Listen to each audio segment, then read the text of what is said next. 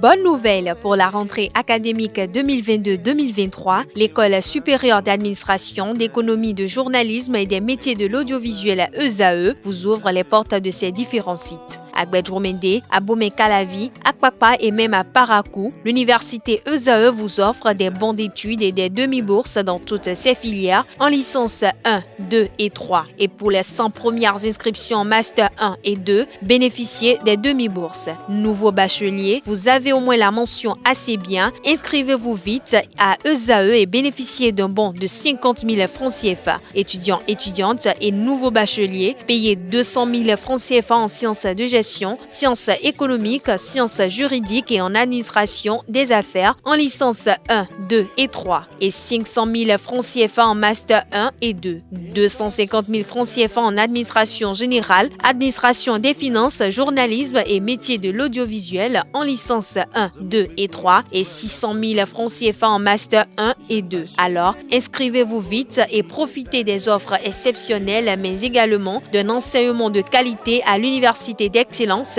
ESAE. Infoline 90 93 65 21 ou le 98 98 14 00. ESAE, l'excellence a un nom. Le débat de ce matin sur Free Matin, Joseph Perzonago, bonjour. Bonjour, chers confrères. Directeur bonjour, de publication du quotidien La Dépêche, vous êtes face au rédacteur en chef de Matin Libre, Jacques Bokor. Bonjour, merci d'être là ce matin. C'est moi. Alors, Jacques Bokor, dites-nous, les Béninois sont sortis hier pour aller accomplir ce devoir citoyen tant attendu. L'élection législative du 8 janvier a été effective sur toute l'étendue du territoire national hier. En tant que professionnel des médias, quel est le constat qui est le vôtre?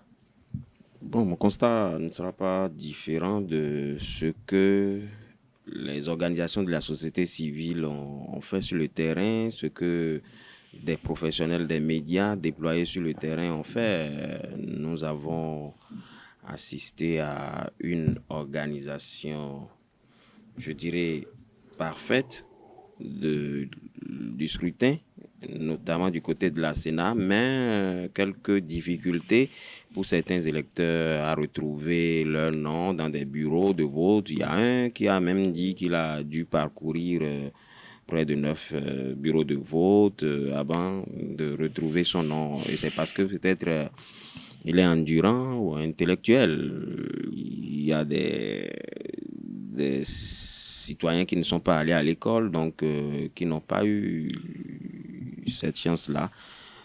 Cette patience d'aller de bureau de vote en bureau de vote avant de retrouver leur nom. Mais il faut dire quand même que tous les bureaux de vote ont ouvert à temps, entre 7h et 7h30. Et c'est à l'actif des acteurs, des structures, des institutions qui ont organisé le scrutin.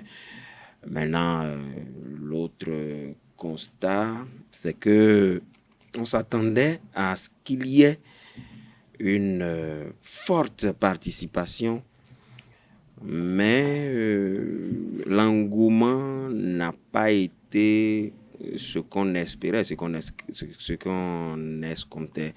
Il y a eu une légère amélioration par rapport à déjà 2019, mais ça peut s'expliquer. Quand vous avez reçu peut-être un choc psychologique pour vous remettre de ça, je pense qu'il faut un temps. Progressivement, les Béninois sont en train de renouer avec les urnes, avec le vote. Et je pense que dans l'ensemble, c'est ce que je peux dire. Hein. C'est ce que vous pouvez dire. Je reviens dans un instant. Dites-nous, Joseph Perzonago, est-ce que pour vous, le constat est partagé avec celui de Jacques Bokor?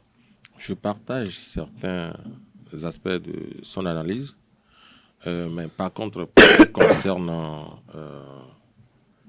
en griffe la notation, s'il m'était demandé de noter ces élections, je dirais, ces élections, il est à minima, et je leur donne 8 sur 20. D'autant que, c'est vrai, cela,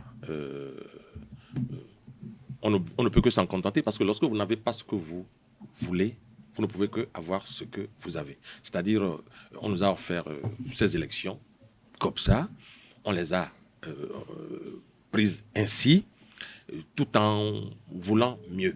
Je suis exigeant. je voudrais être exigeant puisque ce n'est pas la première fois que nous prenons part à une élection au Bénin. Et donc, je me dis, au regard de ce que nous avions vécu depuis 90, tout au moins, jusqu'en 2016, encore que les élections présidentielles 2016 étaient quand même quelque chose de formidable. Et donc, je m'attendais à ce qu'on s'approche tout au moins de cette performance ou de ce niveau.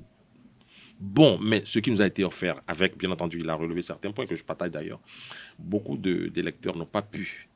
Il y a cette désaffection, il y a cette lassitude, tout à fait, mais il y a aussi que plus de 75% de nos compatriotes sont analphabètes. Et lorsque vous recevez un SMS pour vous indiquer votre bureau de vote, entre-temps, il y a des bureaux qui ont été déplacés, d'autres ont été complètement supprimés. Eh bien, le paysan de Diakotomé ou celui de Bonou, il a son portable, certes, pour ceux qui en ont, mais il ne sait pas lire. Il ne sait pas lire, donc il ne sait pas que son bureau est désormais à Katagon ou quelque part d'autre. D'autres ont eu à faire, rien qu'à côté de nous ici à Ouida, d'autres ont fait 3 kilomètres. D'autres ont été obligés de laisser tomber. Donc, il y a la lassitude qui peut induire cette désaffection que nous avons observée. Le taux de participation est faible, relativement faible. Mais il y a aussi une mauvaise organisation, et c'est là où je note l'ensemble sur 8, pratiquement, sur 20. Et donc, qui a fait que la NIP, même y compris les partis politiques, eux tous n'ont pas joué leur rôle du fait qu'on constate aujourd'hui que ceux qui devraient aller voter n'ont pas pu le faire pour diverses raisons. Donc, ça, je le dirais. Pour aussi ajouter ceci, c'est vrai, c'est un lendemain de vote comateux pour certains, mais cela s'apparente à une autre nouvelle pour d'autres. Je constate simplement et ça m'engage. Voilà. Donc, Jacques Bocor, vous avez suivi tout à l'heure la chute de votre confrère Joseph Pedronago qui parle de lendemain comateux pour d'autres et pris d'espoir et d'espérance pour certains. Qu'est-ce qu'on peut comprendre à travers cette chute-là? Oui, d'abord je vais commencer par certains partis politiques, pour peut-être ne pas les nommer, j'irai droit au but. Quand je prends par exemple un parti politique comme Moël Bénin, qui avait tenté de se noyer dans l'UP, puisqu'il a eu à tenter une aventure avec l'Union progressiste, l'ex-Union progressiste. Mais après, Jacques Ayayi a remis son parti au goût du jour et on a voulu participer forcément à l'élection législative.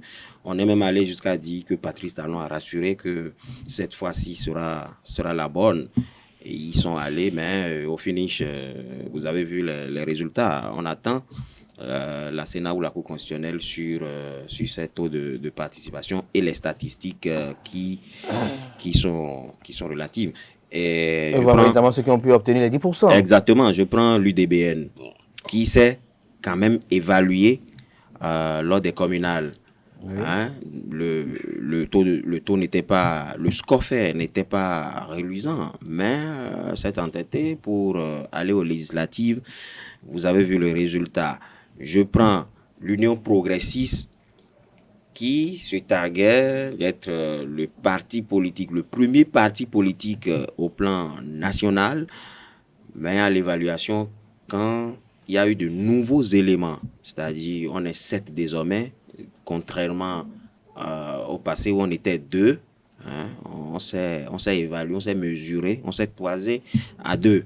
Mais on a dit qu'on est le parti politique le plus fort du Bénin.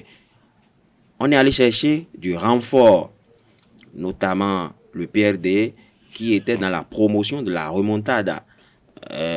Et quand vous voyez les résultats, même dans les fiefs traditionnels du PRD, le Parti du Renouveau démocratique, que ce soit à Kpakpa, enfin, la 19e circonscription électorale où le PRD a sa base, je pourrais dire que l'Union progressiste a été laminé et le bloc républicain n'en parlons plus. Même ça, c'est en quoi les chiffres non officiels? Non officiels, mais nous avons vu quand même les résultats sortis des urnes.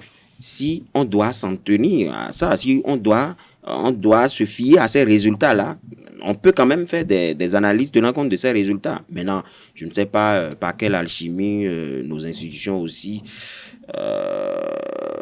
pourraient s'écarter trop de ces résultats. Donc, moi, je me fie à ces résultats pour dire que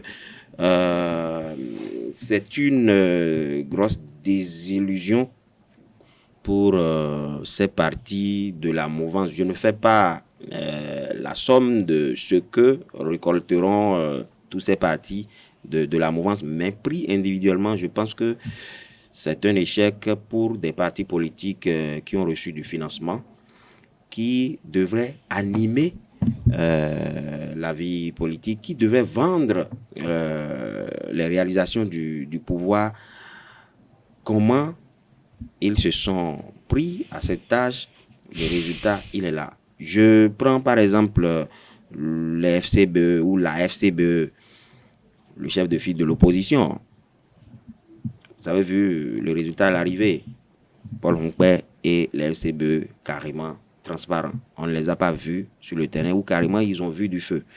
Je peux maintenant dire qu'entre l'opposition plurielle, le peuple s'est rangé d'un côté, le peuple a préféré effectivement les démocrates, donc le peuple ne reconnaît pas FCBE, le peuple ne reconnaît pas MPL, c'est ça, hein? Donc vous voyez, donc dans l'ensemble c'est votre constat. C'est ça. Je me retourne vers Joseph Personnabo qui, à travers sa chute, parle de comateux, d'espérance pour d'autres. Oui, tout à fait. Non, mais c'est une évidence. Mais je voudrais quand même dire ceci, parce que depuis hier au soir, au premier dépouillement, on n'a pas encore de résultat. Les tendances donnaient les démocrates, enfin, du moins dans une certaine évolution. Mais je ne veux pas relativiser. Je suis tout à fait d'accord qu'on ne peut pas s'attendre à mieux. Je l'avais dit ici sur ce plateau ici, en disant que certains partis seront atomisés. J'avais utilisé ce terme ici. On en est là, ça n'a pas raté. Et je parlais de FCBE précisément aussi en disant que pour ce qui concerne les partis, je ne fais pas de choses, mais pour ce qui concerne les partis, les autres partis satellitaires de l'opposition, de la mouvance, je dis, ce serait une bouchée. Ça n'a pas non plus raté. Mais je voudrais quand même dire ceci. Les résultats qui sont, enfin, les tendances qui sont en train d'être connues en ce moment et qui vont sûrement s'affiner d'ici le 10, le 11 si je ne m'abuse. Le 11 ou le 12, oui. Parce que le 10 c'est... Je ne fais pas de la prophétie, mais vont donner ceci. Le peuple, dans une certaine majorité, il faut bien faire chose, a sanctionné. Ce n'est pas... C'est vrai, finalement, les gains iront du côté sûrement les démocrates.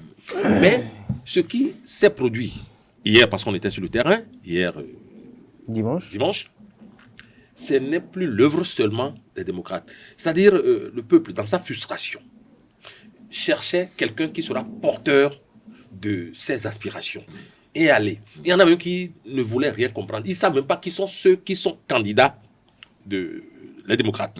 Absolument pas. Et ils sont allés, ils ont joué leur partition. Et donc, c'est important de le noter. Et donc, moi, je voudrais plutôt m'appesantir sur ce détail en disant qu'une bonne partie, une bonne frange de la population a sanctionné. Qui a-t-on sanctionné? La gouvernance. Alors, oui, je voudrais terminer sur ceci. Allez-y. Il y a eu tout à l'heure, on parle de réalisation. Tout à fait. Et moi, je ne peux pas jouer aux aveugles. Il y a des réalisations. Cela va de soi. Il y a des réalisations. Mais autant il y a des réalisations dont on doit se réjouir, mais autant il y a eu des réformes assassines qui ont étouffé les populations. Et donc, la seule issue que ces populations avaient pour dire « nous ne sommes pas d'accord », c'est cela. Et on les avait empêchés en 2019 parce qu'on sentait qu'ils le diront à haute et intelligible voix. Ils ont été mis de côté. Enfin, elles ont été, les populations, mises de côté. Mais cette fois-ci, ou contraints. Parce que là, qu'on ne me dise pas que c'est parce que le président a voulu. Le président n'a pas de volonté sur le peuple. C'est le peuple qui a de volonté sur le président de la République. C'est le peuple qui a élu le président de la République. Ce n'est pas le président de la République qui a élu ou créé le peuple. Et donc, c'est cela. Un chroniqueur, je voudrais terminer par là, chroniqueur disait qu'il faut faire très attention à ces peuples qui ne parlent pas, sont pacifiques, qui ne disent rien. Quand ils se décident de dire, c'est le résultat. Merci pour cette analyse. Je retourne vers vous, Jacques Bocor, pour vous poser la question de savoir, est-ce qu'on peut parler de votre sanction lorsque l'on sait que la mouvance, elle est plurielle également, la mouvance c'est l'UP, c'est le BR, c'est MOEL, c'est UDBN. Alors, lorsqu'on regarde le score fait par les partis de l'opposition et qu'on juxtapose à ceux de la mouvance, est-ce qu'on peut parler de votre sanction? Bon, attendons alors les résultats officiels, oui, sortis des institutions, notamment de la Cour constitutionnelle, le juge en charge de l'élection, du contentieux électoral. Donc, pour faire cette sommation dont vous parlez, moi, je pense quand même que si on doit s'en tenir à ce qui s'est passé sur le terrain, la mouvance devrait savoir que, en fait, c'était un référendum en quelque sorte, c'est-à-dire un match opposition-mouvance. Pourquoi, par exemple, on n'a pas décidé de positionner un ou deux partis politiques? Et on est allé, disons, à 4 ou à 5. Il y a eu l'Union progressiste, le Renouveau, le Bloc républicain, MOEL Bénin, l'UDBN. Donc, moi, je pense que quand vous y allez comme ça, vous émettez les voix. C'est clair. Donc, ce qui s'est passé, la mouvance a contribué, est-ce que je dois dire à son échec, mais à ce résultat. Ainsi, parce qu'il y a des analystes qui le font ainsi. Exactement. Donc, je pense qu'on devrait faire un grand regroupement pour glaner assez de voix sur le terrain, mais il se fait que, bon, on veut toujours montrer qu'on est leader. Donc, on attribue aussi également ce faible score de la mouvance par rapport à certains positionnements, certaines personnes qui auraient travaillé ardemment sur le terrain et qui n'auraient pas été positionnées et qui ont été frustrées et qui ont été un peu inertes par rapport... Il y a eu des frustrations. Il y a par exemple qu'au lendemain des positionnements sur des listes, d'autres acteurs ont pris le vol, ils sont allés à l'extérieur, hein, ils ont carrément coupé leur portable. Il y a d'autres qui ont fait semblant de battre campagne. Donc ça, c'est des réalités, c'est des choses qu'il faut dire ouvertement. Donc il y a effectivement ces positionnements qui ont créé des frustrations, parce qu'il y a même ailleurs où des militants ont contribué à la création de ces partis politiques, ils ont milité, mais des ouvriers sont venus à la 26e heure et ils ont été positionnés tête de liste. Même pas à la 25e. Même pas à la 25e heure, à la 26e. Donc, vous voyez que c'est frustrant. Donc, il y a eu ces petits problèmes sur le terrain au-delà de la gouvernance d'alors que beaucoup n'ont pas partagé, parce que personne l'a dit, il y a eu beaucoup de... Non, finalement, le SMIC, la revalorisation salariale n'ont pas... Mais vous n'avez pas écouté certains. Moi, je connais des travailleurs, par exemple, hein, qui ont constaté près de 40 000 sur leur salaire, mais on dit, moi, je voterai de l'autre côté. Vous voulez que je vous dise le côté? Donc, c'est ça. Merci à vous. C'est pour vous dire qu'il y a eu, comme il a dit, le peuple a contribué à pousser les candidats des démocrates. Parce qu'on ne voulait pas savoir forcément qui est positionné ou pas. Donc, le véritable problème ici, c'était d'aller exprimer son vote, hein, le vote qu'on n'a pas pu exprimer depuis 2019. Donc, les gens s'y sont mis et voilà. Alors, Père Lago, très rapidement, une question un peu, lorsqu'on laisse Patrice Talon de côté, est-ce que cette nature des peuples a généralement fait des votes sanctions de façon alternative, c'est-à-dire parce qu'on ne veut pas tel, ou bien parce que tel a fait ci, alors on l'amène ci. On a vu ce vote sanction qui est venu pour Boniaï en 2016, on a amené Patrice Talon. Aujourd'hui, ce même Boniaï qui avait été décrié pendant longtemps, aujourd'hui est pratiquement vu comme un héros. Je suis sûr que s'il y avait une élection présidentielle, il revenait directement au pouvoir. Alors, est-ce qu'aujourd'hui, dans nos pays africains, est-ce qu'on peut dire que nos peuples votent au regard des projets de société, au regard du personnel qui est positionné, ou bien au regard des frustrations de part et d'autre? Puisque vous avez répété ce mot-là plusieurs fois, frustration. Oui, je vous en prie, ne nous leurrons pas. De mon point de vue, quand je parle de frustration, je ne voudrais pas dire que la tête de tel plaît ou de tel déplaît. Si j'éprouve de la frustration lorsqu'on m'empêche de m'exprimer, c'est de la frustration, je suis frustré. Ce n'est pas la tête de mais quelqu'un. pour une élection législative, par exemple, on aurait bien voulu que les gens cherchent à connaître qui est positionné, qui va voter les lois. Parce que le même peuple, après, va se plaindre de la qualité des lois qui ont été votées, des lois qui... Parce qu'une fois à l'Assemblée, c'est encore d'autres tractations politiques. Pierre Zouanago, n'occultons pas. D'accord, mais est-ce que nous perdons de vue aussi cette réalité? Ceux qui vont à l'Assemblée, quand on prend les deux partis du chef de l'État, on a vu les lois que ces partis ont contribué à voter, à faire voter. C'est-à-dire les initiatives qu'ils ont eu à prendre. Mais on a vu ce que c'est. Et ces lois, les répercussions de ces lois sur la population. On a vu la loi sur l'embauche. On a vu ces répercussions. Bon, alors, quand on a contribué à précariser les emplois, vous voyez, enfin, ils ne sont pas dupes, hein, Nos populations. nos compatriotes. C'est-à-dire, on sait que ça se joue aussi du côté de l'Assemblée. Et donc, en faisant ceci, ça va gêner aux entournures ces partis-là qui ont contribué à faire voter ces lois scélérates, ces lois assassines à la limite. C'est vous qui les qualifiez ainsi. Oh, mais c'est moi, ça m'engage. D'autres estiment qu'elles sont porteuses d'avenir et d'espérance. Évidemment. Parce que ceux qui les ont votées ont quand même des initiatives. Ils estiment que, selon eux, c'est ce qu'il faut. On était ici quand le PRD, à travers son Manitou, a contribué à voter la loi sur les 10%. Mais on a vu celui qui en a été victime tout de suite. Oui. Bon, donc cela va de soi. Mais justement, l'idée derrière, c'était une idée forte. C'est-à-dire qu'il faut qu'il y ait des partis politiques nationaux, des partis politiques qui soient amènes d'avoir 10% au plan national. De mon point de vue, hormis les 10% dont on parle à corps et à cri, et aujourd'hui, ce matin, certains en se réveillant auraient tout donné pour qu'il n'y ait pas cette loi. Pourtant, ils y ont contribué. Et donc, c'est pour dire que et parfois, lorsque vous vous mettez à initier des lois, tenez compte de la perspective et non de l'instant présent. Et donc, c'est ce qui nous a conduit ici. Voilà, merci Pierre Zouanago. Même question à votre endroit, Jacques Bocon. Comment on peut interpréter cette attitude des populations où, lorsqu'on prend même des pays limitrophes à côté, si on tout de suite on dit aux populations de voter, elles vont voter tout de suite pour le candidat qui sera contre telle personne sans savoir est-ce que ce candidat-là ferait mieux que celui que nous sommes en train de décrire aujourd'hui. Ça s'est même passé récemment au Sénégal, où Macky Sall a eu des difficultés au Parlement.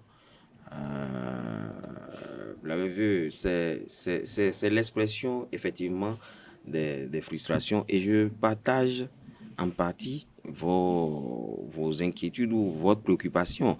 Est-ce qu'il faut continuer à sanctionner pour sanctionner?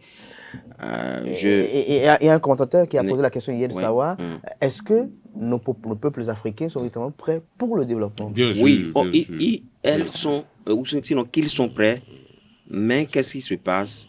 Je pense que si vous allez quelque part, si vous voulez conduire le peuple à une destination peut-être D, essayez d'y aller avec l'assentiment du peuple. Hein? Associer les gens, la gouvernance ou la gestion participative. On n'opère pas, on n'opère pas de façon chirurgicale. Que ça ou unilatérale. Voilà. Donc, il faut dialoguer avec les gens. Moi, à supposer que les démocrates soient majoritaires au Parlement, Patrice Talon est obligé de négocier. Pour négocier, on dialogue. Justement. Ce qu'on ne voulait pas faire au départ. Pourquoi? Donc, je pense qu'il faut... Il y a ce problème-là qui caractérise beaucoup les gouvernances au niveau de nos pays en Afrique. On n'associe pas assez les populations. Donc, il faut que je me reconnaisse à travers ce que tu me proposes, le développement que tu veux m'offrir. Moi, j'ai fait le tour hier, j'ai écouté des conducteurs de taxis motos et médias. Exprès, je lance. Je dis, mais malgré asphaltage, malgré les statues, malgré les beaux marchés, les jolis marchés qu'on vous a construits. Il m'a rabroué, il dit, mais est-ce que c'est ça que nous allons manger? Alors, il faut que l'État prépare de la est-ce que c'est parce que... moi, je vous dis, ce que je dis, c'est sincère. Est-ce que c'est parce qu'on veut construire des marchés, on veut faire des statues qu'on doit chasser les gens du pays? La même reproche avait été effectuée au président Soglo en 2016. justement, On disait la même chose aussi à d'où il faut Bouniaï. tenir compte- d'où il faut Le même tenir Béninois compte- disait en d'où il faut 2016 tenir compte que du passé c'était aussi. chaud sous Yahi. Yahi Il n'était faut pas associer, démocrate. Yahi était justement. si. Aujourd'hui, Yahi est devenu le démocrate. Justement, d'où il faut tenir compte du passé. Hein? D'où sommes-nous partis? Où allons-nous? Si vous ne tenez compte Mais pas écoutez, du passé. De toute façon, Oui, oui. nous Vous allons- savez, oui. vous permettez. Oui, C'est 30 une anecdote, c'est une secondes. anecdote, oui, 30 rapidement. Ça dit, Jacques se lève un beau matin, décide de déplacer le marché d'Antokpa. Je dis Jacques, je n'ai pas dit quelqu'un d'autre. Le marché d'Antokpa, c'est toute une histoire. C'est une icône. C'est pas Jacques. On ne déplace pas, c'est Jacques, on ne déplace pas un marché. Les marchés qui ont été déplacés, on a vu les résultats.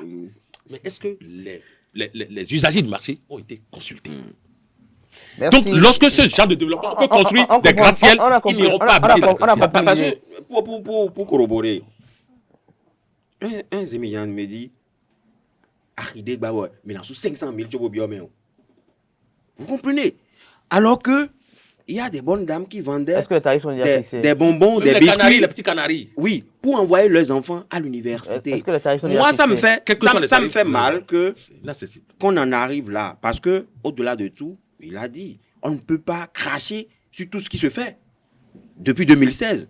Moi, j'avoue, pour être sincère, il y a de belles réalisations. Mais comment on s'y prend? Merci à vous, Jacques Bokor. Demain, le 10 janvier, vous allez au village. Eh bien, avec Fio. Vous savez qui c'est? Christelle. Mais là, on dirait que les bandes de nos ancêtres ne l'ont pas trop cajolé. Hein? À Fio. Bonne fête de nos ancêtres. Jacques Bokor. Bon, je n'irai pas au village puisque j'ai déjà mis mon costume. Donc, ça ne rime pas avec tradition. Merci à vous, chers débatteurs. Merci à Jacques Bokor, rédacteur en chef de Matélé. Merci également à Joseph Perzolago, directeur de publication du Cognier La Dépêche. Chers amis internautes, nous abordons à présent la page Espoir de ce matin qui est présentée par Anaël Do.